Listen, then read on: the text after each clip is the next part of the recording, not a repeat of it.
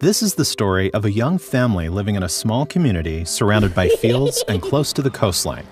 Like millions of other families, they farm the land to make a living. When the harvest is good, the family can afford to send their children to school. But where this family lives, tropical storms are frequent, often devastating, and a constant threat to their well-being and future.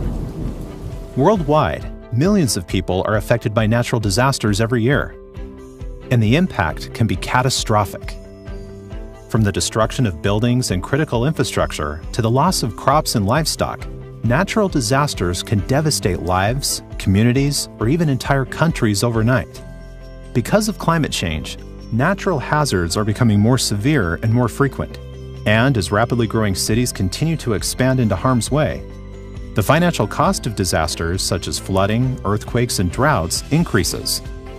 Over the last 10 years, the cost of disasters reached an average of $165 billion per year, much more than the $135 billion in official development assistance provided in 2014. And the costs continue to rise. The impact of disasters is felt most severely in developing countries.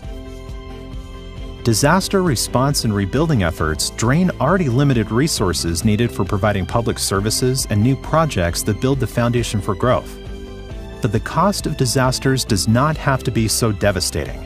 Financial planning can help safeguard livelihoods and public investments, like schools and roads. Financial protection strategies let governments plan in advance how to meet the cost of disasters, so that the money goes where it's needed most, when it's needed most. Financial protection strategies make it possible to restore access to healthcare, education, and food supply more quickly. Reducing budget drains helps protect a country's long-term stability.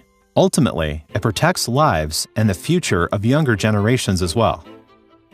Countries around the globe have already implemented regional strategies to protect themselves financially from the impact of natural disasters.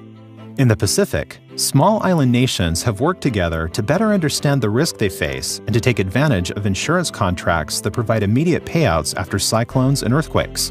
In Colombia, the government has worked to ensure $38 billion in infrastructure built through public-private partnerships, guaranteeing that the rebuilding costs are covered if damage occurs. Or in Africa, where countries are increasingly investing in protecting their farmers and vulnerable household goods against drought.